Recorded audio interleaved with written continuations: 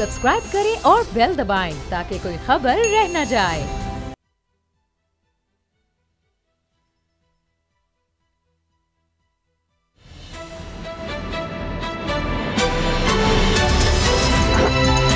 अब पता चला। बिस्मिल्लाहिर्रहमानिर्रहीम, अस्सलाम वालेकुम। मैं हूं मोहम्मद उसामा गाजी और आप देख रहे हैं अब पता चला। मोटरवे पर होने वाले वाक़े में अहम पेशरफ्त हुई है और इस केस के 2 मरकजी मुल्जिमान में से एक मुल्जिम शफकत को पुलिस ने गिरफ्तार कर लिया है, जिसने अपने जुर्म का एतराफ़ भी कर लिया है। वज़ीर आला पंजाब उस्मान बुज़दार ने ट्वीट किया है कि शफकत का DNA भी शवाहिद से मैच कर गया है। अब पुलिस दूसरे मुल्जिम आबिद की तलाश में है। मुल्जिम से तफ्तीश में अहम इंकशाफात हुए हैं, जिसके मुताबिक ये डकैतियों, ज्यादती करने वाले दरिंदों का एक मुनज़्ज़म गिरोह लगता है। मुल्जिम शफकत के रिकॉर्ड बयान के मुताबिक इसने आबिद के साथ मिलकर अब तक 11 वारदातें की हैं, जो ये खुद मान रहा है। सोचें जरा, मोटरवे पर डकैती के लिए आबिद ने दावत दी। 3 लोग आबिद अली, शफकत अली और बाला मिस्त्री वारदात करने वाले थे। इसके लिए आबिद अली ने बाकी दोनों मुल्जिमान को लाहौर से बुलवाया था। तीनों ही वारदात के लिए एक साथ निकले, लेकिन बाला मिस्त्री रास्ते से ही वापस चला गया था। आबिद अली और ये शफकत डकैती की गर्ज से ही मोटरवे पर खड़ी खातून की गाड़ी के पास गए थे। जब उन्होंने लूटमार कर ली और देखा कि कोई नहीं आ रहा, तो उन्होंने खातून को गाड़ी से निकालने की कोशिश की। मज़ाहमत पर ये दरिंदे बच्चों को घसीट कर ले गए, जिस पर खातून भी नीचे गई, मजबूरन बच्चों को बचाने के लिए। इस पर उन्होंने बच्चों के सामने ही मां को दरिंदगी का निशाना बना डाला। मुल्जिम शफकत ने इंकशाफ किया कि मोटरवे पर वारदात के बाद इन्होंने एक रात किला सतार शाह में क़याम किया। अगले रोज वो खुद नेपालपुर और आबिद मांगा मंडी अपने वालिद के पास चला गया। इसका आबिद अली से आखिरी बार 3 रोज पहले राब्ता हुआ था। मुल्जिम शफकत ने अपने बयान में कहा है कि इसके साथ ही मुल्जिम आबिद ने कुछ अरसा पहले भी दौरान डकैती खातून को ज्यादती का निशाना बनाया। यह केस पुलिस के लिए टेस्ट केस था। इस मामले पर मुताज़ा बयान देने वाले लाहौर पुलिस चीफ ने माफी मांग ली है। उम्मीद है वो अब पूरी तवज्जो इस केस को मंतकी अंजाम तक पहुंचाने पर देंगे और दूसरा मुल्जिम आबिद भी जल्द शिकंजे में होगा। लेकिन सच ये है कि इन दरिंदों को जल्द अज जल्द अंजाम तक पहुंचाना भी इम्तिहान होगा। खबर है वज़ीर आज़म ने जिनसी ज्यादती के मुल्जिमों को जो इस वक्त नामजद मुल्जिम हैं, इनको अगर मुजरिम बन जाते हैं, सजा हो जाती है, तो इनको नामर्द बनाने के लिए कानून साजी की हिदायत भी कर दी है। नून लीग की तरफ से सेनेट में ज्यादती पर सरेआम फांसी का तरमीमी बिल भी पेश कर दिया गया है। इस मामले पर नून लीग और हुकूमत एक पेज पर दिखाई देते हैं। देखना यह है कि पीपल्स पार्टी समेत दूसरी अपोजिशन जमातों का रद्दमल क्या है। इस जुर्म को जड़ से उखाड़ने के लिए कानून साजी करते हैं। आज इसी पर हम बात करेंगे। मेरे साथ असद खरल साहब, बाबर डोगर साहब मौजूद हैं। लेकिन बात करने से पहले हम दिखाते हैं कि CCPO साहब ने आज क्या कहा है। मैं तहे दिल से अपनी बहन से जिसके साथ ज्यादती हुई है माजूद करता हूँ, और तमाम उन तबकात से कि जहाँ पर ये एक रंजोगाम या कैफियत गुस्से किया, तो सबसे मैं माजूद। आप ये बताइए, आपने 3 माह का दावा किया है कि दावा शावा नहीं है, दुआ करें, आप अल्लाह से दुआ करें और छड़ दो सोने, सारा कुछ दस देगा। लाहौर पुलिस ना सीधी हुई ना तो फिर आ जाए 15 दिसंबर को। ये मेरे दस्तों बाजू ने बड़ी कामयाबी इस केस के हवाले से ये हम तुसी पहुंचाना सर, कोई कामयाबी, बड़ी कामयाबी अब ये है बस। ज़्यादती करने वाले मुजरिमों के बारे में इमरान खान वज़ीर आज़म पाकिस्तान क्या कह रहे हैं। उन्होंने एक TV चैनल से बात की, इस बारे में इंटरव्यू दिया है। देखिए, इमरान खान साहब समझते हैं वज़ीर आज़म पाकिस्तान के ऐसे लोगों को नामर्द कर देना चाहिए, लेकिन ये उनके लिए नहीं है कि जो ज़्यादती करके डकैती भी कर रहे हैं अभी चलें। ये कह रहे हैं कि जो पहला ऐसा शख्स हो, पहली दफ़ा ऐसी वारदात करे, उसके लिए ये कर देना चाहिए। असद खरल साहब, मेरे पास अखबार का तराशा भी मौजूद है। ये पूरा गैंग, चाहे वकारुल हसन हो, ये शफकत, ये आबिद अली, ये अब्बास, और ये ऑपरेट करते रहे हैं। 11 वारदातें इस तरह की कर चुके हैं। मुझे बताएं, जो इन पुलिस वालों की वजह से ये छूटते रहे, जिस अदालती निज़ाम की वजह से छूटते रहे, क्या उन सब को अब ट्रेस करके उनको भी नहीं लटकाना चाहिए, उनको डिसमिस नहीं करना चाहिए, उनको जेलों में नहीं डालना चाहिए? 11 वारदातें कर चुके हैं, 11 जो ये मान रहे हैं। बाकी ये गैंग क्या कुछ कर चुका है माजी में, अगर उस वक्त इनको सजाएं मिल जाती ये जहां से सारा 2013 का जो केस सबसे पहले सामने आ चुका है, पता नहीं और कितनी वारदातें हैं, वो सब ट्रेस करके उन सब पुलिस वालों को नहीं जेल में डालना चाहिए? उसामा साहब, यही मामला है कि अक्सर वाक़यात इस तरह के जो हीनियस क्राइम देखे आपने होंगे, वो कसूर का वाक़े की देख लें, इस वाक़े की बात कर लें, इसमें जो मुलव्वस मुल्ज़मान हैं, जितने भी इस तरह के वाक़यात हैं, मोर दैन 90% ऐसे वाक़यात हैं जिसमें ये मुल्ज़म, इनके ऊपर मुख्तलिफ़ केसेस होते हैं, ये जेल में जाते हैं, उसके बाद जेल में वापस आ जाते हैं और उसके बाद दोबारा इस तरह के हीनियस जो क्राइम के अंदर उससे भी इन्वॉल्व हो जाते हैं, पहले से ज़्यादा। ये सारा सिस्टम था, इसलिए कि उनको शय मिलती है कि जब इतने इससे पहले हीनियस क्राइम उनको पच जाते हैं, उनको कोई सज़ा नहीं होती, वो बाहर आ जाते हैं, वो आज़ाद शहरी होते हैं, तो वो समझ लेते हैं कि इस सिस्टम के अंदर जो हमारा क्रिमिनल जस्टिस सिस्टम है, जो हमारा पुलिस का निज़ाम है, जो हमारा इंसाफ का निज़ाम है, उनको पता चल जाता है कि इसके अंदर कौन कौन सी जगह पे लूप होल्स हैं, किस तरीके से वो बच सकते हैं, क्योंकि बेनिफिट ऑफ डाउट जो है हमेशा पाकिस्तान के कवानीन के अंदर मुल्ज़म को ही दिया जाता है, मुजरम को ही दिया जाता है, बेनिफिट ऑफ डाउट जो मुद्दई को नहीं दिया जाता। ये एक बदकिस्मती की बात है और यही वजह है कि जब ये बच के आते हैं दोबारा, तो इनको सर्विलेंस रखने की बजाय, इनके ऊपर निगरानी रखने की बजाय इनको खुला छोड़ दिया जाता है और उसके बाद दोबारा वो वही उसी से बढ़ के वो जराइम करना शुरू कर देते हैं। और 13-13 साल 20-20 साल की ऐसे लोगों की एक क्रिमिनल हिस्ट्री है। और उसके बाद अभी जो शफकत पकड़ा गया है, ये बावल नगर का गालबन रहायशी है और जो आबद इसके साथ है, जो बंदा अभी जो नहीं पकड़ा गया, और अब तक ये कितनी वारदातें कर चुके हैं और बहुत सारी वारदातें ऐसी भी हैं जिसके दौरान डकैती के उन्होंने इसी तरह के इज्तिमाई ज़्यादती के वाक़यात भी किए, लेकिन वो आज भी अगर बाहर फिर रहे थे तो कहीं ना कहीं तो ये सारा सिस्टम जो है इसकी नाकामियाँ हैं। लेकिन मैं समझता हूँ सिस्टम के साथ साथ वो इंडिविजुअल जिनकी आपने निशानदेही की है कि जो तफ्तीशी वो अफसरान थे जिन्होंने इन केसेस की इन्वेस्टिगेशन की, उन्होंने ऐसे क्या लूप होल छोड़े जिस वजह से ये मुल्ज़म आज़ाद फिर रहे थे। देखिए, अगर ये आज नोटिस में ना आता, ये सारी बात इस तरह मीडिया में आती, ये सब कुछ ना होता, तो 11 वारदातें तो बाबर डोगर साहब ये पहले भी कर चुके हैं इस तरह की। ये देखिए खबर में फोर्ट अब्बास, बाप के सामने 15 साल बेटी और बीवी से 5 अफराद की इज्तिमाई जाती, यही वो गैंग है, यही वो लोग हैं जो पहले भी कर चुके हैं, उसके बाद छूट चुके हैं। उसामा साहब, असल चीज़ ये है कि हमारा जो लीगल और जुडिशल सिस्टम है ना, वो सारा का सारा तबाह हो चुका है, बेड़ा गर्क हो चुका होगा। आप मुझे एक बात बताएं, अब इसी केस का ले लें, अब वो जो बेचारी खातून है, उसकी जो फैमिली है, वो बार बार उससे पुलिस कांटेक्ट करती है, वो कहती है कि जी हमें माफ़ी दे दें, हमारे साथ जो होना था हो गया, हमारा मज़ीद तमाशा ना बने।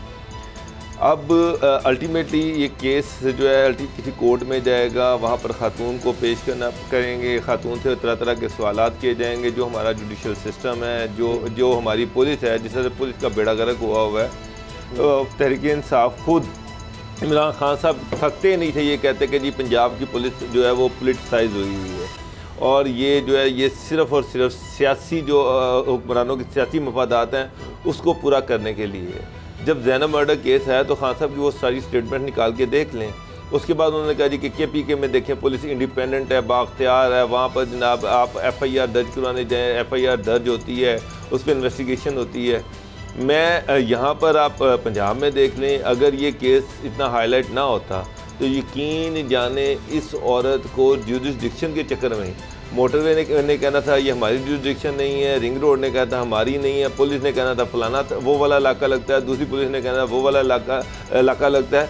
इसी पे इस औरत को जनाब इन्होंने चक्कर लगवा के ना जलील और रसवा करके इसी पे ही उन्होंने फारिग करवा देना था, इससे आगे केस चलना ही नहीं था। और फिर इन्होंने कितनी और वारदातें कर दी, फिर इन्होंने कितनी और वारदातें, अभी वो पता नहीं कितनी वारदातें की। ये तो एक मीडिया के लाइमलाइट में आ गया ना, इस पे इतना शोर मचा। आप देखें 6 दिन हो गए हैं मीडिया की हेडलाइंस में ये केस चल रहा है, तो जिसकी वजह से दौड़े लग रही हैं पुलिस की भी, हुक्मरानों की भी। अगर ये लाइमलाइट में ना आता तो इसको जो पहले 11 केस हो गए वो इन्हीं लोगों ने किए, तो वो लाइमलाइट में नहीं ना आए। आप अंदाज़ा लगा लें कि ये हमारा पुलिस सिस्टम है कि वो 11 केस अल्टीमेटली उन थानों से, उन इलाकों से, उन फैमिली से पूछा जाना चाहिए क्या वो फैमिलियां पुलिस में गईं, सर किस तो तरह वहां जाए? पर नहीं सर, इनका जो गैंग बाहर हो गया मतलब यहाँ पे देखिए बात ना, खत्म नहीं होती, कुछ तो- यहाँ पर बात खत्म नहीं होती। असल चीज है, अगर ये सिस्टम को ठीक करना चाहते हैं तो उन 11 फैमिलीज को कांटेक्ट करना पड़ेगा। उन केसेस का क्या बना, अगर वो रजिस्टर नहीं हुए तो क्यों नहीं हुए, अगर उन पे आज तक फैसला नहीं आया क्यों नहीं आया, मुलजिम अभी तक धुंधनाते क्यों फिर रहे हैं, क्यों ये नौबत आई कि उन्होंने यहाँ पर भी एक और रेप का केस कर दिया। तो समझ साहब खुदा का नाम लेना चाहिए, इनको अल्लाह से डरना चाहिए। ये जो शादियानियाँ बजा रहे हैं ना, ये जो परसों इतनी बड़ी प्रेस कॉन्फ्रेंस कर दी कि जी मुलजिम का डीएनए मैच कर गया और बहुत बड़ी कामयाबी ये ना होता, मुबारक हो जाए, मुबारक हो जाए। अदालत से तो इस तरह छूट जाएंगे कि रात का वक्त था, आपने पहचाना कैसे है? खातून से तो इस तरह के सवाल होने थे, आपको क्या पता? शुरू में नहीं होने लग गए थे, आपने बताया कि आप क्या नहीं जो सीसीपी ने सवाल किया ना, ये एसएचओ ने सवाल कर रहा होना था, ये तफ्तीशी ने सवाल कर रहा होना था कि आप रात को 11 बजे कहाँ जा रही थी, 1 बजे कहाँ जा रही थी, आपने गाड़ी में पेट्रोल क्यों नहीं डलवाया, आपने जिसको फ़ोन किया वो कौन आदमी था, उससे आपका क्या ताल्लुक़ था, वो उसको क्यों फ़ोन किया, अपने बाप को क्यों नहीं फ़ोन किया, आपका शोहर कहाँ पर था। उन्होंने उस औरत को और इस केस को किसी और साइड पे ले जाना था। तो समझ था, आप भी थानों को जानते हैं, मैं भी थानों को जानता हूँ, ज़रा ये इन्वेस्टिगेट करें ना। लाहौर के 36-37 थाने हैं, उस 36-37 थानों के जो SHOs हैं उनका या जो म्यारे ज़िंदगी है उसको चेक करें, उनकी सैलरी कितनी है, उनके घर जो हैं वो किस तरह से बने, घरों में इतनी कीमती गाड़ियाँ कहाँ से आ गई हैं कि एक बंदा जिसकी सैलरी 70-80 हज़ार रुपये है वो जनाब 70-80 लाख रुपए वाला लाइफ स्टाइल है उसका, मगर उसके लाइफ स्टाइल को बड़े बड़े सनतकार मैच नहीं कर सकते। लाहौर के जो बड़े बड़े पुलिस ऑफिसर्स हैं उनका जो लाइफ स्टाइल है वो किस तरह से 11 वारदातें कर चुके, जो इससे पहले वारदातें हुई हैं, वही जो आपने बात कही है, जो नाकाम रहा इनको पकड़ने में, जो चले, एक तो ये मैंने आपको फोर्ट अब्बास वाला ये 2013 का गालिबन जो वाकया है ये तो है ही है, इसमें तो जाहिर है कि जो गैंग के मेंबर बाहर होंगे उन्होंने कहा होगा हम तो मार देंगे, कत्ल ही कर देंगे, तो मजलूम फैमिली ने अच्छा जी केस ही वापस ले लिया और वो इलाका ही छोड़कर चले गए अपनी जिंदगी बचाने के लिए। वो गरीब लोग, उनकी माल मवेशी भी इन्होंने लूट लिए थे, उनकी जिंदगी तबाह कर दी। इतने ये दरिंदे हैं कि उस शख्स को बांध के रखा चारपाई से और उसके सामने उसकी बेटी और बीवी को जिंदगी का निशाना बनाते रहे, सब कुछ लूटते लगे। और उसके बाद क्या हो रहा है जी, केस वापस हो रहा है और पुलिस भी ठीक है जी, हो गया बस ठीक है, कुछ पैसे लिए, धमकियां उन्होंने खुद दे दी होंगी। मेरा एक सवाल है, उस वक्त जब इतना हीनियस क्राइम हुआ, मुझे नहीं पता ये पुलिस वालों के दिल में एक सीने में कौन सा दिल धड़कता है कि बाप के सामने उसकी बेटी की, उसकी बीवी की इज्जत लूटी गई। जब केस थाने में गया होगा, उसकी इन्वेस्टिगेशन हुई होगी, अल्टीमेटली वो जो विक्टिम पार्टी है उन्होंने दरख्वास्त दी होगी कि जी हम इस केस को वापस ले रहे हैं। इतने धक्के पड़े हुए जो है पुलिस जाके अदालत में कुछ हो नहीं पा रहा। जो उस इलाके की पुलिस है उनको पूछना चाहिए था ना कि आप क्यों ले रहे हैं, पुलिस को खुद मदई बन जाना चाहिए था, कोई रिस्पॉन्सिबिलिटी लेनी चाहिए थी। अल्टीमेटली पुलिस ने इसमें मुकमका किया होना है, पैसे पकड़े होने हैं मुलजिम पार्टी से, और जो मुद्दई जो है मुद्दईयों को उन्होंने प्रेशराइज करवाया उन्होंने इसी इलाके में जो मैंने आपसे पहले कहा था सद करल साहब, जो वाकया हुआ था एक लड़की के साथ जो क्लिनिक में काम करती थी, उसके साथ 4 लोगों ने इसी तरह लूटमार भी की, ज्यादती भी की, वो जेल में है चारों, लेकिन सुलह के लिए दबाव डाला जा रहा है। और मैं आपको बता रहा हूं कि उसमें इलाके की पुलिस के लोग भी मुलव्वस हैं।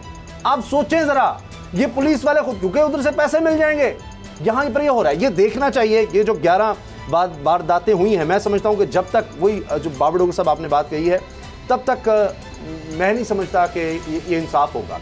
जो इन्वेस्टिगेशन नहीं कर सका, जो इनको नहीं पकड़ सका, उनको शरीक मुलजिम होना चाहिए कि अगर वो इनको पहले पकड़ लेते, 11 वारदातें ये लोग कर चुके हैं, तो आज ये नौबत ना आती, ये वाकया ही ना होता, ये पहले ही जेल में होते। उसामा साहब, इनको पकड़ा भी गया और फिर छोड़ा भी गया, जिस तरह अभी आप बात कर रहे हैं कि किस तरह जो मुलज़म हैं वो दबाव डाल रहे हैं मुद्दई पार्टी पे और पुलिस साथ मिली हुई है। आप कसूर के वाक़यात देख लें, हर रोज़ खबर आती रही कि जनाब बच्ची के साथ रेप हो गया, बच्चे के साथ बदफेली हो गई। उसमें बहुत सारे ऐसे केसेस थे आपके सामने कि मुलज़मों के ऊपर जो केस बनाए गए उसमें के अंदर फाल्टी इन्वेस्टिगेशन की गई, मुलज़म बाहर आ गए और वही हुआ कि इस तरह वाक़यात बढ़ते गए। अल्टीमेटली जब इमरान को फांसी दी गई, उसके बाद वही कसूर है, वही माशरा है, वही अखलाकी कदरें हैं, वही बच्चे हैं, वही मुलज़म है, हर चीज़ कहाँ गायब होगी। मामला ये है कि जब डेटर्स होगी, जब पता होगा जज़ा सज़ा मुल्क के अंदर मौजूद है, तो मुल्ज़िमों को भी पता लग जाएगा। सजा के बारे में ये आपकी बात, अब ये जो लोग हैं बता दें, अब ये जो 11 वारदातें करके भी खुलेआम वो फिर रहे थे, तो किसी ने तो उनको छोड़ा होगा ना, किसी ने तो उनको रिलीफ दिया होगा ना, किसी ने तो केस कमजोर बनाया होगा। देखिए अदालत में मामला, अदालत के अंदर क्या जाता है, अदालत के अंदर जाती है पुलिस फाइल, पुलिस की इन्वेस्टिगेशन। पुलिस की इन्वेस्टिगेशन क्या कहती है? जब पुलिस इन्वेस्टिगेशन के अंदर ही उस बंदे को बेगुनाह कर रही होगी, उसके ऊपर कोई चार्ज प्रूव नहीं कर रही होगी, प्रोसिक्यूशन फिरते तो फिर अदालत वहां पे क्या करेगी? अच्छा, ये बताएं बाबर डोगर साहब कि अब सजा की बात हो रही है, क्या होनी चाहिए सजा? एक तरफ मुस्लिम लीग नून की तरफ से बिल आ गया जी सरेआम फांसी का, दूसरी तरफ इमरान खान साहब ने मंजूरी दे दिया कि हाँ इस पर कानून साजी करें नामर्द बनाने के लिए। क्या होना चाहिए आपके ख्याल से? कानून मजीद सख्त करने से मामला बेहतर हो जाएगा और यही कानून होना चाहिए सरेआम फांसी का? देखें उसामा साहब, पहले भी कवानीन तो हैं, सजाएं तो पहले भी हैं, मसला ये कि वो सजाएं भी नहीं हो रही। चलें, मैं मेरा तो ये नहीं है, मेरा तो इशू ये है कि ये सारा सिस्टम ही बदलना पड़ेगा, ये सारा सिस्टम ही बदलना पड़ेगा। यहाँ पर क्यों नहीं मुल्ज़िमों को सज़ा होती? मेरा मतलब यहाँ पे बेतहाशा कत्ल होते हैं, सरेआम दिन दिहाड़े कत्ल हो जाते हैं। अब कत्ल की सज़ा तो फांसी है ना, उसमें तो नई सज़ा देने की जरूरत नहीं है। आप मुझे बताएं कितने कत्लों में लोगों को फांसियां हुई हैं? चलो मुझे ये बताएं। इज्जत भाई सबूत पर कोयटा में दिन दिहाड़े वीडियो मौजूद है, कांस्टेबल को कुचल के गाड़ी जा रही है। मसला ये नहीं है सज़ा का, मसला चले ठीक है इसको मज़ीद सख्त कर दें, मुझे इससे नहीं है, इसको मज़ीद सख्त कर दें, उसको जैसे इमरान साहब ने कहा है कास्ट्रेशन कर दें इसकी, उसको चाहे उसकी फांसी रख दें सज़ा। मसला तो फिर आ जाता है सिस्टम सड़ गया है, सिस्टम गल गया है। पुलिस वाले जो हैं, अब ये तो नहीं कि हर केस मीडिया हाइप मिलेगी, मीडिया की हेडलाइन का हिस्सा बनेगा तो उसको इस तरह से हल करना है। आम केस जो मीडिया के सामने नहीं आता, आम केस जो रिपोर्ट नहीं होता, उसका क्या बनता है? असल चीज़ ये है कि पुलिस खुद ब खुद क्यों नहीं काम करती, सिस्टम खुद क्यों नहीं काम करता, सिस्टम क्यों नहीं ये समझता कि लोगों की ज़िंदगी और उनकी माल की हिफाजत जो है ये हुकूमत के ज़िम्मे है। सर इस तरह आम आदमी के साथ नहीं हो रहा उसामा साहब। ये पुलिस सियासी पुलिस है, ये पुलिस सियासी लोगों की प्रोटेक्शन करती है, ये पुलिस ताकतवर लोगों की प्रोटेक्शन करती है, ये पुलिस आम आदमी की प्रोटेक्शन नहीं कर रही। मेरा सवाल तो ये है कि इमरान खान साहब आपने केपी के मॉडल बेचा हमें 10 साल, अब आप ये कह रहे हैं कि वो यहाँ पर इम्प्लीमेंट ही नहीं हो सकता।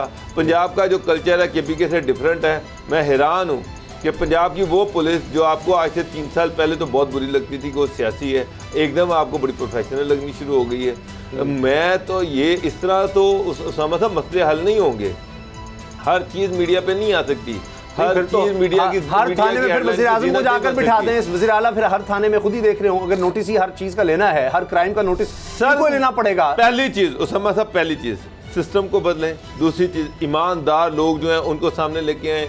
जब आप करप्ट लोगों को लगाएंगे, जब वो लोग जो थाने जो आपके एमपी और एमएनएस के डेरों पे जाके बैठेंगे, फिर उनसे आप इंसाफ की तोको करेंगे, ये नहीं होना। अच्छा, मुझे नहीं पता कितने ऐसे क्रिमिनल्स हैं जिनकी पुष्पनाई पे एमपीएस और एमएनएस, ताकतवर एमपीएस एमएनएस बैठे हुए हैं जो हर दफा बच जाते हैं। ठीक है, अच्छा, अल्टीमेटली उनके पीछे कोई ना कोई तो होगा ना जो उनको बचाता है। 2 साल हो गए हैं, वक्त कम है, अभी वक्त कम गुजरा है, इसलिए अभी तक ये रिफॉर्म्स नहीं ला सके, सिस्टम बेहतर नहीं कर सके।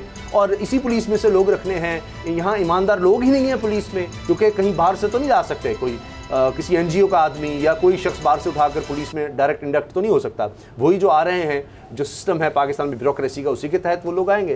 तो यही लोग हैं, इनमें याद ईमानदार कोई नहीं मिला। और ये अदालत के रिमार्क्स भी हैं इस तरह के, लाहौर हाई कोर्ट के चीफ जस्टिस साहब ने भी इस तरह के रिमार्क्स किए। तो क्या ईमानदार आदमी नहीं है और 2 साल कम है सिस्टम को ठीक करने के लिए? देखिए 2 साल के अंदर आप अगर रिफॉर्म नहीं कर सके, तो अगले 3 सालों में क्या मैं आप इसके ऊपर आपको बताऊं कि कौन सी ऐसी मैं उम्मीद बांध लूं कि जनाब 2 साल में चूँकि नहीं हुआ तो अगले 3 साल में तो बहुत ज़्यादा इस पर वर्क हो जाएगा। मामला ये है कि लोग भी कम्पिटेंट मौजूद हैं, प्रोफेशनल लोग भी मौजूद हैं, ईमानदार लोग भी मौजूद हैं, लेकिन मामला ये है कि अहम पोस्टिंग जो है किन को मिलती हैं और कैसे मिल रही हैं। इस तरीके से शायद नून लीग के दौरे हुकूमत में भी मामला नहीं हो रहे थे जो अब शुरू हो गए। अच्छा, दूसरी बात यह है कि जो एक सिस्टम जो बार बार हम बात करते हैं कि जो लोग किसी कत्ल के मुकदमात होते हैं, रेप के मुकदमात होते हैं, डकैती के मुकदमात होते हैं, उसमें बहुत सारे बेगुनाह लोग जो हैं, बेगुनाह लोगों को पकड़ा जाता है, 8-8, 10-10 साल उनको जेलों के अंदर रखा जाता है।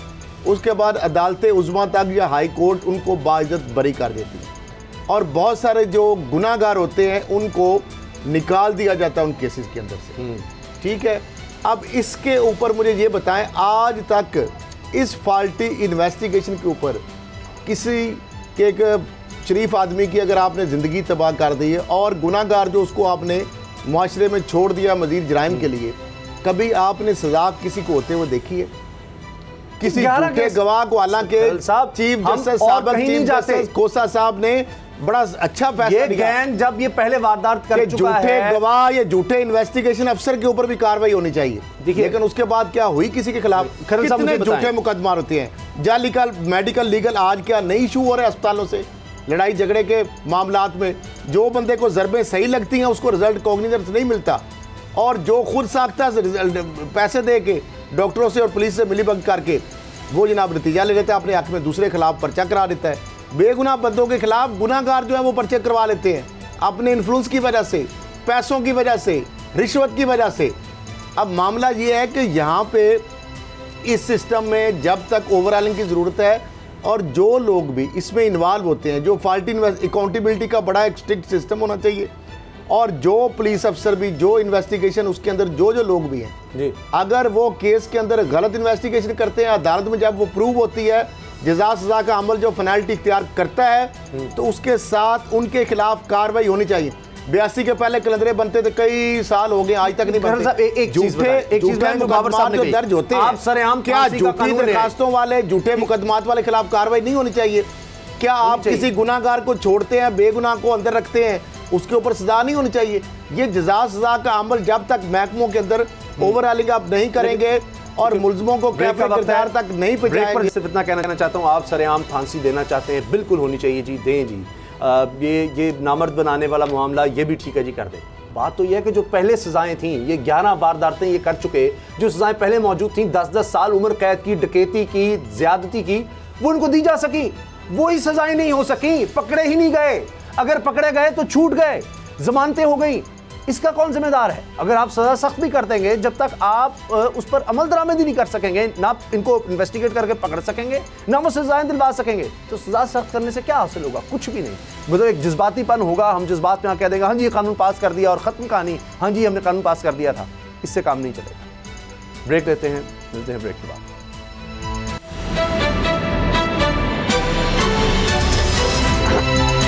अब पता चला ऑल पार्टीज कॉन्फ्रेंस, काफ़ी अरसे से बात हो रही थी इस पर, और अब ये वाकई होने जा रही है। लेकिन शेख रशीद साहब इसके बारे में कुछ और पेशगोइयाँ कर चुके हैं। इसमें सबसे अहम चीज़ जो नज़र आ रही है वो ये है कि मरियम नवाज़ शरीफ इसमें शरीक नहीं होंगी। अब ये बहुत ही अहम है, क्योंकि इससे नज़र आ रहा है कि अभी भी शहबाज शरीफ साहब की चलेगी, और शहबाज शरीफ के बारे में तो शेख रशीद कहते हैं कि वो उन्हीं की पार्टी के आदमी हैं। बाबर डोगर साहब, ये फिर APC में कोई इसका मतलब है एग्रेशन नहीं नज़र आएगा? क्योंकि अब तक जो तारीख़ नज़र आई है शहबाज शरीफ साहब की, उसमें तो ये नज़र आता है कि वो इतना ज़्यादा कोई एजुटेशन की तरफ नहीं आते कि जिससे कोई हुकूमत को बहुत ज़्यादा टफ टाइम हो।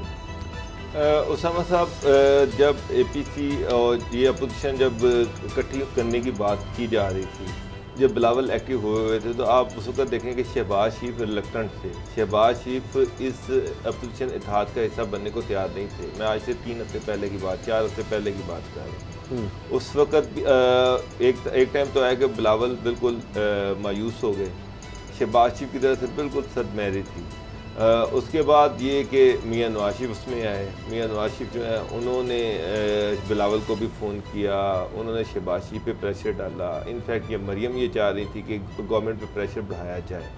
शहबाज शरीफ गवर्नमेंट पे प्रेशर बढ़ाने के चक्कर में नहीं थे, वो ये चाह रहे थे कि बस एक एग्रीमेंट हो गया, उस एग्रीमेंट के तहत इस गवर्नमेंट को शहबाज शरीफ ने या PMLN जो कि शहबाज शरीफ के ज़ेर क़यादत है, उन्होंने इस गवर्नमेंट को 5 साल पूरे करवाए। ये एग्रीमेंट का हिस्सा है, और उसके बदले में इनको जो भी रिलीफ मिल सकता है वो मिलेगा। मरियम जो है, मरियम वो उनका अपना एक सियासी एजेंडा है। वो बाहर जाना चाह रही हैं। शहबाज शरीफ जो हैं वो जो एग्रीमेंट था उसमें ये था कि मरियम बाहर जाएंगी। अगर मरियम और नवाज शरीफ दोनों बाहर चले जाते हैं, मरियम भी बाहर जाने में कामयाब हो जाती हैं, तो फिर शहबाज शरीफ के लिए मसाइल बढ़ जाएंगे। मसाइल इस तरह से बढ़ जाएंगे कि लंदन में जाकर वो पॉलिटिकल एक्टिविटीज़ स्टार्ट कर देंगे। अगर वहाँ से पॉलिटिकल एक्टिविटीज़ स्टार्ट करते हैं तो यहाँ पर शहबाज शरीफ के लिए मसले बढ़ते हैं। अगर मरियम यहाँ पर रहती है, नवाज शरीफ बाहर रहते हैं, मरियम को भी ये डर है कि मुझे किसी भी टाइम मेरी बेल कैंसिल हो सकती है, मैं वापस जेल में जा सकती हूँ। मियाँ साहब जो हैं उन पर भी प्रेशर मेंटेन रहेगा कि मरियम जो का पाकिस्तान में है तो मियाँ साहब भी अंडर प्रेशर रहेंगे। ठीक, तो ऐसी सूरत में शहबाज शरीफ जो है वो PMLN के मामला को बेहतर तौर पर चला सकते हैं।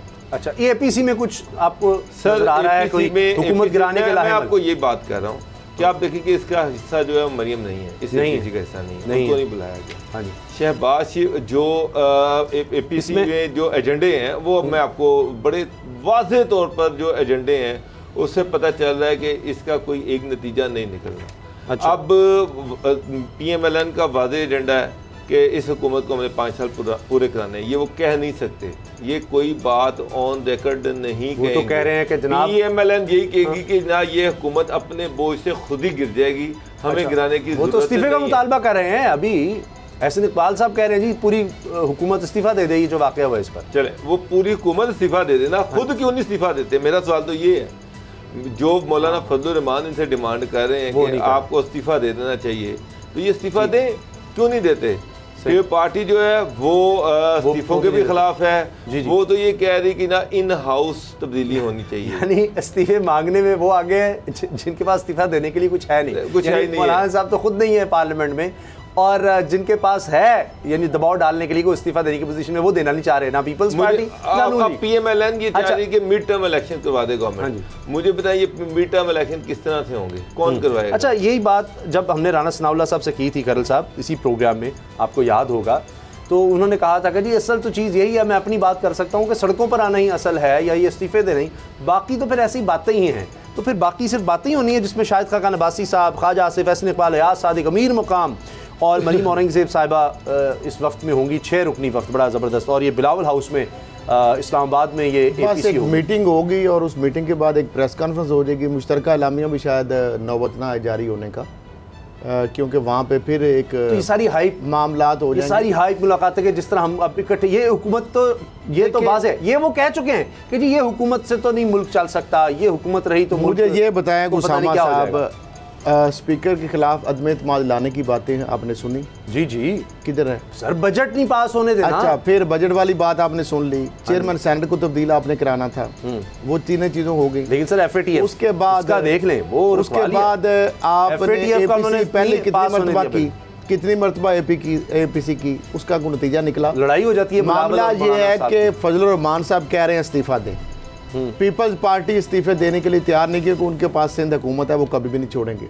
नून लीग जो है वो अपने मज़े कर रही है, अपोजिशन लीडर का कौमी असम्बली में शहबाज शरीफ साहब इंजॉय कर रहे हैं उदा, पंजाब असम्बली के अंदर हमजा शहबाज कर रहे हैं। नहीं सर, और उनकी ये इंजॉयमेंट नहीं होता जब तक PM CM। अच्छा, दूसरी बात ये है कि बिलावल भुट्टो जरदारी साहब कह चुके हैं कि हम इस हुकूमत को नहीं गिराएंगे, हम कोई गैर आईनी काम नहीं करेंगे। वो जो लात मार के वो एक बात उन्होंने जज्बात में आके कह दी थी, लेकिन उन प्रिंसिपल स्टांस पीपल्स पार्टी का ये है कि वो कहते हैं जी हम कोई इस हुकूमत के खिलाफ ना हम इस्तीफे देंगे, ना हम सड़कों पे आएंगे। फिर उन्होंने कहा कि सिंध को अपना दिया कि हम इस्लामाबाद में नून लीग जो है वो ना इस्तीफे देने के लिए तैयार है, ना सड़कों पे आने के लिए तैयार है। 2 पार्टियां बड़ी हो गई।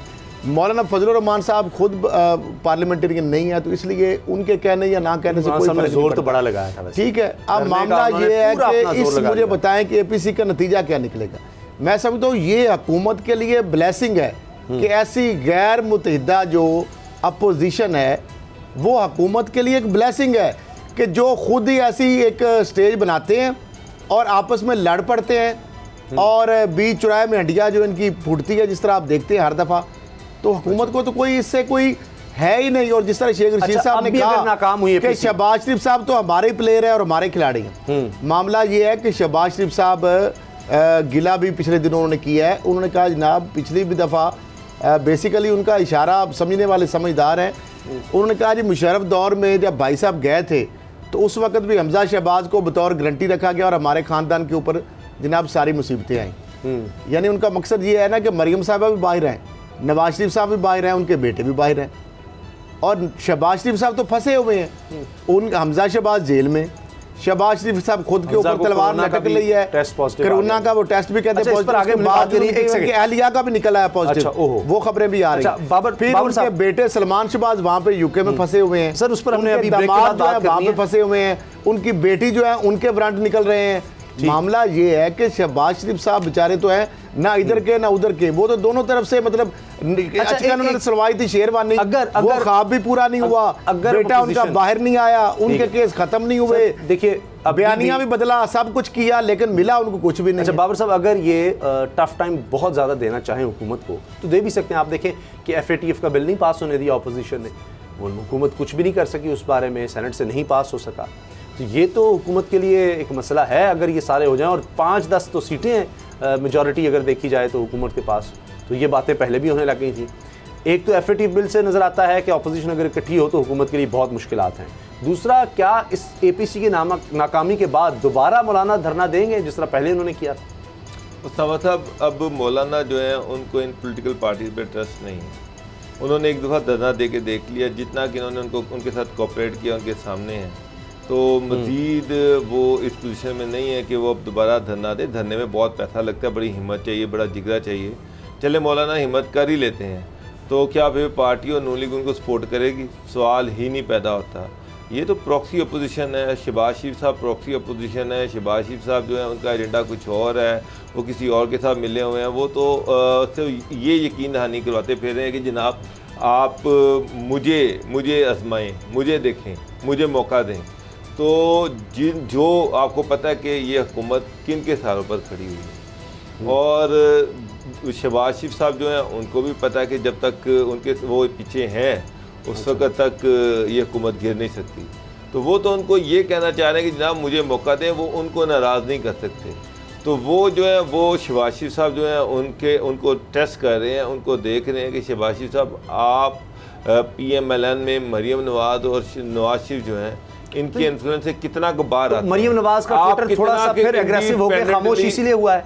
फिर उन्होंने को आसिम सलीम बाजवा साहब के खिलाफ तो कुछ ट्वीट्स की ना, लेकिन अब फिर वो अब देखिए ना, जब मरीम नवाज जो है आसिम सलीम बाजवा के खिलाफ इस तरह की ट्वीट्स करती है तो शहबाज शरीफ की गेम खराब हो जाती है उस वक्त। अच्छा, अब ये शहबाज शरीफ जो है इनके लिए ये भी बहुत बड़ी परेशानी है कि उनकी अपनी गेम खराब हो जाती है। अब शहबाज शरीफ ने ये साबित करना है। अब जो शेख रशीद बात कर रहे हैं चीन लीग की, तो शहबाज शरीफ ने ये साबित करना है, ये करके दिखाना है कि जनाब मैं मरीम नवाज और नवाज शरीफ के इन्फ्लुएंस से बाहर आ गया हूँ, मैं अब इंडिपेंडेंट डिसीजन मेकिंग कर सकता हूँ, ये पार्टी पे मेरा पूरा कंट्रोल है, होल्ड है। और वो उन्होंने करके उनको जब तक नहीं दिखाएंगे उस वक्त तक तो उनको क्लियर सर्टिफिकेट नहीं मिलता।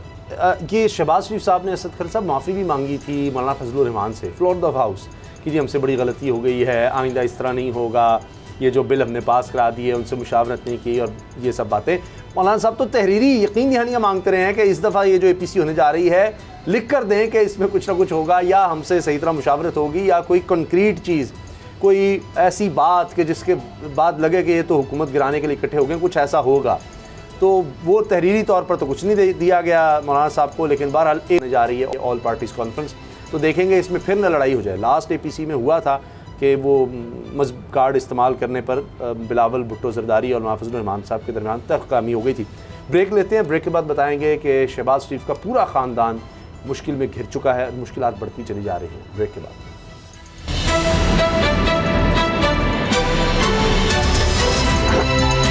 अब पता चला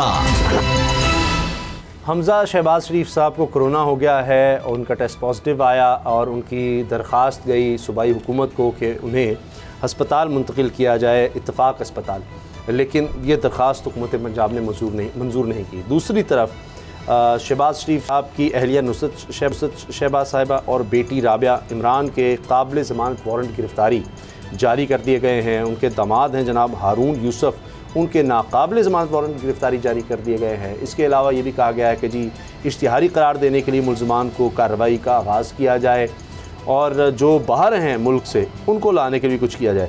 असद खरल साहब, शहबाज शरीफ साहब, बाबर साहब कह रहे थे कि वो तो बातें मान रहे हैं, लेकिन अगर मान रहे हैं तो फिर ये सब कुछ क्या है?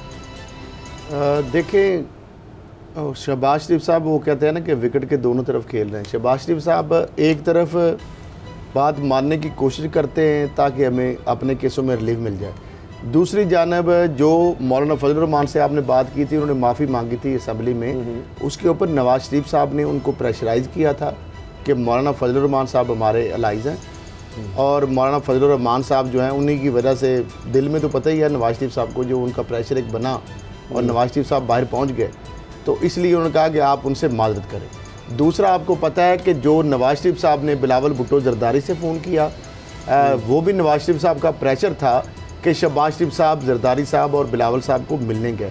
लेकिन एक बात डोगर साहब जो बात करते हैं, शहबाज शरीफ इतने भी बेवकूफ़ नहीं हैं, उन्होंने उस दिन भी जरदारी साहब से हाथ नहीं मिलाया, बहाना करके वो ऐसे खड़े हो गए, क्योंकि वो कसम देने जो कि कल को हो जाएंगे ना कि मैंने देखें कोई क्लिप ऐसा निकाल दें, क्योंकि माशाल्लाह वो शहबाज शरीफ साहब इस तरह की चालाकियाँ जानते हैं। उन्होंने बिल्कुल भी उनसे हाथ नहीं मिलाया। तो अब मामला ये है कि ये जो सारे केसेस आ रहे हैं, ये केस को अब तो नहीं बने, इस केसेस के अंदर ऑलरेडी एक इन्वेस्टिगेशन हुई, रेफरेंस फाइल हो रहे हैं, फिर उसके बाद ट्रायल हो रहा है। तो ज़ाहिर बात है अदालत जो है उसने तो अपनी कार्रवाई आगे बढ़ानी है। अगर मुलज़म पेश नहीं होते, उनकी अहलिया जो है, बहुत सारे आपको पता है हमजा से पास जाते थे, वो कहते मेरी माँ से पूछें, मेरी बहन से पूछें। शहबाज शरीफ साहब कहते थे मेरी अहलिया से पूछें, मेरी बेटियों से पूछें, मेरे दामाद से पूछें। तो अल्टीमेटली नैब को मजबूरन ये कार्रवाई तो करनी पड़ी। आप देखें ना, उनके दामाद जो हैं वो भी नहीं पेश हो रहे, उनके नाकाबिल ज़मानत। उनकी अहलिया जो है शहबाज शरीफ साहब की, उनके काबिल ज़मानत वारंट अदालत ने तो फिर भी लीनियट अभी व्यू लिया है, और उनकी जो बेटी हैं राबिया इमरान, उनके भी काबिल ज़मानत वारंट। तो मामला ये है कि ये सारे जो केसेस हैं ये कोई सियासी केस नहीं है, ये अरबों रुपए की मनी लॉन्ड्रिंग के, करप्शन के, किकबैक्स के, कमीशन के, पैसा जो है पाकिस्तान से किस तरह बाहर गया, फिर किस तरह टीटीओ के ज़रिए वापस आया, ये वो करप्शन के पैसे हैं, ये काले पैसा है, और ये ब्लैक मनी जो सारी हुई है। तो इस हवाले से हिसाब तो अब देना पड़ेगा। तो शहबाज शरीफ साहब जो है वो बेचारे दोनों तरफ भागने की कोशिश करते हैं, लेकिन वो बीच में दो कश्तियों का सवार इस तरह ही होता है, तो उनके साथ यही हो रहा है। ये देखें बाबर साहब, क्योंकि इस तरह के आप बयान पहले ही बता देते होते हैं, तो शहबाज शरीफ साहब ने जो अदालत में कहा है वो भी सुनने से ताल्लुक़ रखता है। उन्होंने कहा कि जी मैंने अपने दौरे हुकूमत में पंजाब की आवाम की खिदमत की और अपने ख़ानदान के अफराद का नुकसान किया। उन्होंने ये भी कहा कि मैं रुपया बन गया, इसलिए उसके मैं अपने मुतालिक हाई कोर्ट का हुक्म लाया हूँ, मेरे ख़ानदान पर यह सियासी मुकदमा बनाया गया है। तो जस्टिस जवादुल हसन ने रिमार्क्स दिए कि फ़ौजदारी मुकदमात में अभी इसकी ज़रूरत नहीं है, बयान आखिर में रिकॉर्ड किया जाएगा, तब आप जो कहना चाहें कह सकते हैं। तो वो तो हमेशा खिदमत गिनाते हैं बाबर साहब। उसामा साहब, बात ये नहीं है, शहबाज शरीफ साहब जो है वो एक रटी रटाई उन्हें तकरीरें याद की हुई हैं, चाहे वो सुप्रीम कोर्ट हो, चाहे हाई कोर्ट हो, चाहे नैब कोर्ट हो, वो एक ही तकरीर, चाहे वो चीनी शुगर का मसला हो या मनी लॉन्ड्रिंग हो, चाहे एसेट बियॉन्ड मीन्स हो, वो एक रटी रटाई तकरीर है कि जनाब मैंने अपने दौरे हुकूमत में मैं अगर करप्शन करना चाहता तो मैं ये करप्शन कर सकता था, मैंने अपने ख़ानदान को नुकसान पहुँचाया। सवाल ये है कि ये 4-5 बंदे हैं जो आपके फ्रंट मैन थे, इनके अकाउंट से पैसे बाहर गए और बाद में इनके अकाउंट से पैसे जो हैं वो आपके अकाउंट्स में आए हैं, तो ये लिंक तो इस्टेब्लिश हुआ हुआ है। तो आप बताएं कि ये लोग कैसे थे, क्या कौन थे, आपसे इनका क्या ताल्लुक था, ये आपके लिए मनी लॉन्ड्रिंग क्यों करते रहे? उसका जवाब नहीं, उसका जवाब ये नहीं आता। उसका जवाब ये आता है कि जी अगर मैंने करप्शन करनी होती तो मैं इस इशू में बड़े आराम से करप्शन कर सकता था, मैं तो करप्शन नहीं की। शुगर में सिंध हाई कोर्ट ने ये फैसला दिया, मैंने अपनी ख़ानदान की मिलों का नुकसान कर लिया, मैंने कुछ नहीं कहा। वो जो इशू है कि ये जो आपके बाहर से आपके अकाउंट में पैसे आ रहे हैं और ये 7 अरब रुपया जो है ये आप लोगों के अकाउंट में आया, ये लोग जो है ये जो 2 बंदे सीएम हाउस में बैठते थे, ये आपके नाम से एक फेक जो थी कंपनी चलाते थे जिसके ज़रिए से मनी लॉन्ड्रिंग होती थी। इनका आपके बेटे से क्या ताल्लुक़ था? वो कहते जी मुझे नहीं पता, वो मेरे बेटे से पूछें। वो कहते हैं वो हमजा शहबाज से पूछें, मुझे नहीं पता। वो मेरी बीवी से पूछें, मुझे उसका नहीं पता। हाँ, एक रटी रटाई तक जहाँ पे आके उनको पता होता है कि इस चीज़ को मैं डिनाई नहीं कर सकता, ये फैक्ट है, उस पर बात नहीं करेंगे। बात ये कह देंगे कि मैंने दिल्ली की करप्शन नहीं की, मैंने मेरे दौर में ये कुछ होता है। वो तकरीरें हैं जो कि चीफ जस्टिस हमजा के सामने भी की, हर कोर्ट के सामने वो ये तकरीर करते हैं। अच्छा, ये बताएं कि जो इनके मुस्लिम लीग नून के deputy general secretary Ataullah Tarar साहब, उन्होंने मीडिया में बाद में बात की, उन्होंने कहा कि जी इस केस की तफ्तीश पहले हो चुकी है, दोबारा तफ्तीश करना ये कानूनी अमल नहीं था। फिर वो कहते हैं जी झूठों का IG शहजाद अकबर है, जो 7वां IG है, ये कुर्रा अर्ज़ का सबसे झूठा इंसान है और ये सारे केसेस शहजाद अकबर ने बनाए हुए हैं और सारे वहीं पर इशारे मिलते हैं, सासाजात तयशुदा हैं, सारे ज़ाहिर शुदा हैं, सरकारी मनसूबे से एक पैसा नहीं लिया। वो समझते हैं कि ये सारा कुछ नैब के पीछे शहजाद। मुझे ये बताएं कि उसामा साहब, ये शहजाद अकबर बैंकों के अंदर जाके नोट बोरियां भर भर के ले जाते रहे थे, ये शहजाद अकबर ने सारी ट्रांजैक्शन बना ली। ये शहजाद अकबर मुश्ताक चीनी को उन्होंने दरियाफ़्त किया, फजलदाद अब्बासी को उन्होंने दरियाफ़्त किया, उस्मान जो इनका CFO उसको उन्होंने दरियाफ़्त किया, इनके जो मुलाजम थे, जो कैश बॉय थे, जो के ब्लॉक में माल्टोन में दफ्तर था, सलमान शहबाज के जो मुलाजम थे, जो बोरियां भर के लाते थे, 30-40 आ रहे हैं, तो फिर कासम कयूम आ गए, फिर उसके बाद ये अली इमरान वाला जो मामला आ गया, जो माल रोड के ऊपर जो एक्सचेंज चल रही थी, फिर बाहर जो पैसे जाते थे, बाहर से जो टीटियाँ लगती थी। नैब के DG ने मुझे, आला जितने भी उनके अफसरान हैं, उन्होंने बताया, उन्होंने वसूख, उन्होंने कहा कि जो अब तक हमने तहकीक की है, जो ट्रांजैक्शन सामने आई हैं कि जो 96H है, जहाँ पे शहबाज शरीफ साहब रहते हैं, जहाँ पे नैब के छापों के दौरान शहबाज शरीफ साहब भी छुपे रहे, फिर हमजा शहबाज भी छुपे रहे, उनका इसकी एक एक ईंट, एक एक चीज़ जो है वो मनी लॉन्ड्रिंग के पैसे से बनी है। और वहाँ से फिर जब पैसे आते थे तो नुसरत शहबाज के पैसों से, यानी कभी ऐसे हुआ है, कभी ऐसे आप पॉसिबल है कि नुसरत शहबाज अपने पैसों से सौतन के लिए घर और प्लाट खरीद रही है। एक चीज़ तो गलत हो रही है। देखिए, हमजा शहबाज, उनके ताया को तो जाने दिया बाहर, हमजा शहबाज का अब टेस्ट पॉजिटिव आ गया है। वो अब ये यहाँ पर हुकूमत भी मान रही है कि जनाब ये टेस्ट तो वाकई पॉजिटिव, जिस तरह नवाज शरीफ साहब के बारे में भी उन्होंने कहा था। अब उनको अस्पताल जाने की भी इजाज़त नहीं दे रहे, वो जाना चाहते हैं इत्तेफाक अस्पताल, कह रहे हैं सरकारी अस्पताल शायद मुंतकिल कर दिया जाए। बाबर साहब, ये तो ज़्यादती है कि अब कोरोना हो गया है तो एक शख्स को इलाज के लिए जाने दें। देखिए उसामा साहब, अगर वो जेल में, हाँ, उनके टेस्ट वगैरह जेल खाना जात, महकमा जेल खाना जात ने ज़ाहिर बात उन्होंने करवाए होंगे, 3 दिन से उनको बुखार है, अगर उनका कोरोना टेस्ट पॉजिटिव आ गया तो मेरा ख्याल है कि यहाँ पर तो ऐसी मिसालें भी हैं कि एक बंदा 5 महीने से जो सर्विसेज हॉस्पिटल के VVIP वार्ड में बगैर किसी बीमारी के पड़ा हुआ है, तो वो और 4 घंटे के नोटिस पे वो VVIP रूम में पहुँच जाता है। तो इसको भी आप सर्विसेज जिधर कहता है उसको जाके सरकारी अस्पताल में, तो अगर आपने ये मिसाल कायम कर ही दी है, मिसालें तो बेतहाशा कायम कर दी कि आपने यहाँ से बाहर भी बंदे को भेज दिया इलाज करवाने के लिए, आपने एक दिन एक बंदे को जेल में नहीं रखा और उसको मुसलसल VVIP इस तरह की बीमारी, एक तो आप कह रहे हैं कि एक शख्स को बीमारी ही नहीं है अस्पताल में, उसको भी देखिए सर, जो बाकी जेल में लोग हैं,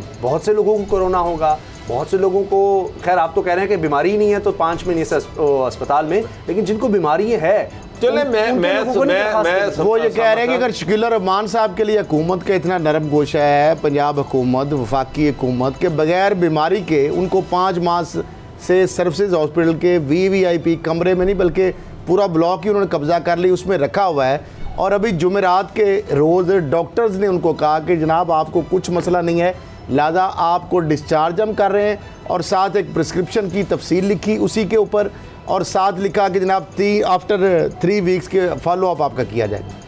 वो मसूफ जुमे को ही सुबह सहरी वक्त ही, मेरे ख्याल को 5-6 घंटे बाद ही दोबारा हॉस्पिटल में आके बरजमान हो गए। अब मामला ये है कि एक तरफ तो ये आपका सिला रहमी है कि आप बगैर किसी बीमारी के मुलजम को डिस्चार्ज होने के बावजूद आप जेल में रखने की बजाय उसको अस्पताल में VIP रूम में रखना पसंद करते हैं। तो अगर ऐसे ही रियासत मदीना है तो फिर बाकी जो लोग हैं तो जिनको छोटे मोटे नहीं, हमजा से छोड़ के और भी बहुत सारे लोग हैं जिनको संगीन किस्म की बीमारियां हैं, जिनको हेपाटाइटिस है, जिनको एड्स के अमराज हैं, जिनको TB है और बहुत सारी बीमारियां हैं, वो जेलों में बेचारे उनका कोई परेशानी है ही नहीं। यहाँ सिलेक्टिव है। वो जो हमने जहाँ से प्रोग्राम शुरू किया था फिर ख़त्म होते हुए वही दुख होता है कि कानून की जब तक इम्प्लीमेंटेशन नहीं होगी तो मामला बेहतर नहीं हो सकते। प्रोग्राम देखने का बहुत शुक्रिया, दुआ में याद रखिएगा। अल्लाह हाफ़िज़।